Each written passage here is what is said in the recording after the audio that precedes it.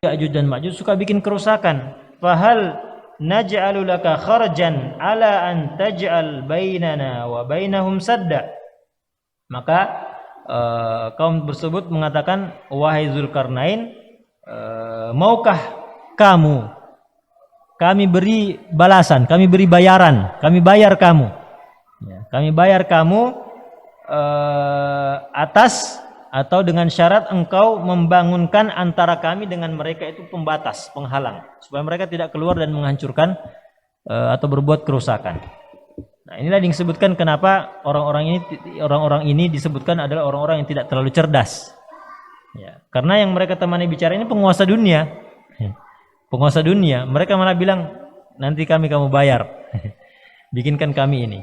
Ya, ternyata ternyata Zulkarnain tidak mau bayaran. Ya, beliau sudah berkuasa, tidak perlu bayaran lagi. Tapi beliau mengatakan apa? Beliau mengatakan, qala ma makkanni fihi rabbi khair. Ya, apa yang Allah Subhanahu wa taala berikan kepadaku itu lebih baik ya, daripada apa yang kalian janjikan itu, bayaran yang kalian janjikan.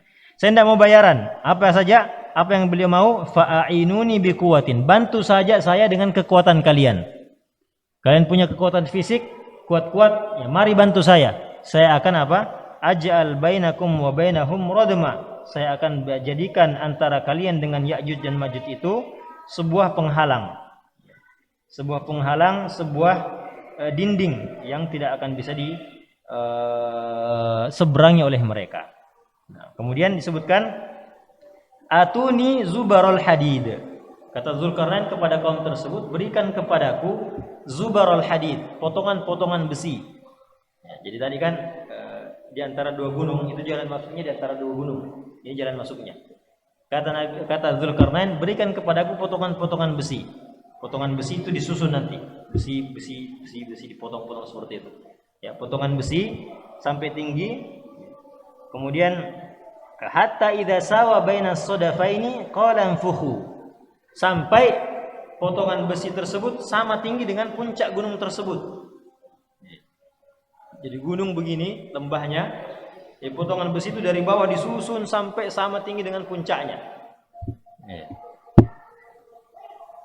Kemudian apa? Qala anfukhu. Tiup apinya. Jadi besi-besi tersebut dipanasi lagi dengan api. Dipanasi dengan api. Ya. Setelah itu hatta idza ja'alahu nara, sampai kalau sudah panas, sudah ada apinya, ya, atuni ufrik alaihi qitara. Berikan kepadaku cairan tembaga panas, kemudian saya akan tuangkan di atasnya.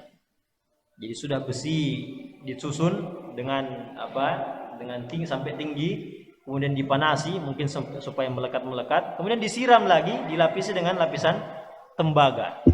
Ya. Jadi ini dinding yang sangat kuat dibangun oleh Zulkarnain. Nah, kata Zulkarnain, famasta'u an yadhharuhu wa mastata'u lahu naqaba. Maka mereka tidak akan mungkin bisa memenjat dinding tersebut, dan juga mereka tidak akan bisa melubangi dinding tersebut. Ya. Mereka tidak akan bisa melubangi dinding tersebut, dan juga mereka tidak akan bisa memenjat dinding tersebut. Nah, di sini ada yang menarik, ya, jemaah sekalian. Ada perbedaan kata. Di sini Zulkarnain mengatakan famasta'u. Untuk memanjat, beliau menggunakan kata famasta'u. Ista'u, tidak bisa memanjat. Tapi untuk masalah melubangi ada satu huruf tambahan, fama wa mastata'u. Ada satu huruf ta tambahan. Ya. Nah, kalau di dalam Al-Qur'an atau di dalam bahasa Arab, terutama di Al-Qur'an tentu saja, ada perbedaan satu huruf saja, itu pasti ada makna yang berbeda, ada tambahan makna, ada sesuatu yang tersembunyi, ada lataif di situ. Nah, kenapa? Karena ketika Zulkarnain menggunakan kata famasta'u, mereka tidak bisa memenjatnya, tapi ketika mengatakan tidak bisa melubanginya, beliau mengatakan famastata'u, ada satu huruf tambahan ta'nya. Itu menunjukkan bahwasanya memenjat dinding itu lebih mudah daripada melubangi dinding. Ya. Makanya ketika Zulkarnain mengatakan memenjatnya, mereka tidak bisa memenjatnya, cuma dikatakan famasta'u. Tapi kalau mereka tidak bisa melubanginya, maka beliau pakai famastata'u. Sekarang saya tanya Pak, kalau ada dinding, yang mana cara apa lebih enak melewatinya? Dipanjat atau dilubangi? Ya, dipanjat. Kalau lubangi pakai kekuatan, kalau manjat biar kita tidak pakai, yang penting bisa manjat sudah. Ya. Makanya seperti itu.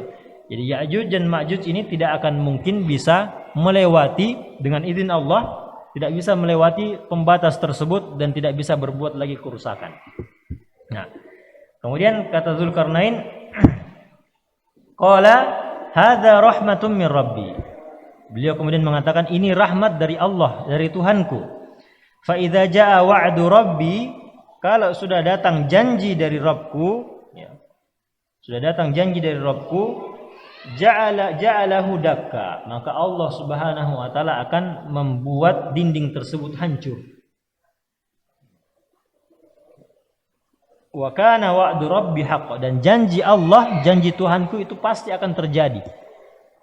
Jadi Ya'juj dan Ma'juj ini akan suatu hari keluar di akhir zaman dan kemudian kembali membuat kerusakan. Nah, untuk Ya'juj dan Ma'juj ini insyaallah kita akan kisahkan lebih detail lagi di kesempatan yang selanjutnya. Jadi Ya'juj dan Ma'juj ini disebutkan bahwa setiap hari dia itu mencoba untuk melubangi dinding itu. Setiap hari dia mencoba untuk keluar. Ya. Maka ini salah satu tanda kiamat nanti, keluarnya Ya'juj dan Ma'juj.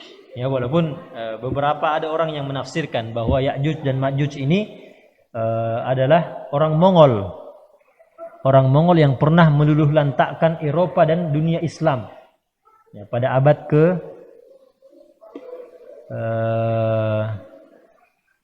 ke-12 Masehi. Ya, pada abad ke-12 Masehi atau abad ke-11 itu Genghis Khan. Ya, Genghis Khan itu berhasil mengumpulkan atau berhasil menyatukan daerah Mongol. Jadi kerajaan-kerajaan atau suku-suku yang ada disatukan oleh Genghis Khan. Setelah menyatukan itu, dia kemudian melakukan perjalanan ya, dari daerah Mongol itu, dari belakang dari Mawara an-Nahar, dari nama daerahnya itu, Asia Kecil. Ya, beliau melakukan perjalanan melewati kerajaan-kerajaan Muslim, ya, dari daerah Khawarizmiyah ya, dan seterusnya sampai kemudian beliau berhasil, dia Genghis Khan, dia berhasil kemudian meluluh lantakkan dan membantai umat-umat Islam pada waktu itu. Dan ujung-ujungnya adalah Baghdad, ya, Abbasiyah itu dihancurkan oleh anaknya atau keturunannya dari Genghis Khan, yaitu Hulagu Khan.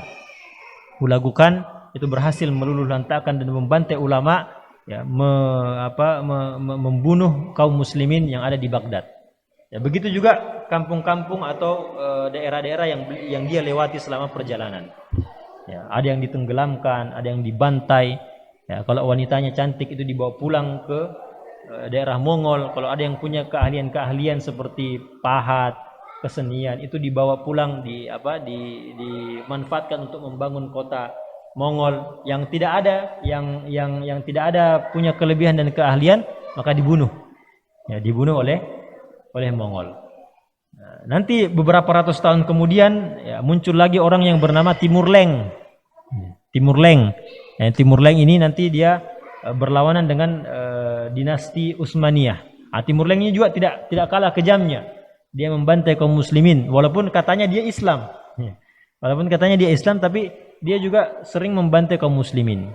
Dan salah satu ciri khasnya Timur Leng ini, kalau dia membantai kaum muslimin, dia mayat-mayat yang dia bunuh itu dia akan susun seperti tiang, seperti menara. Itu ciri khasnya.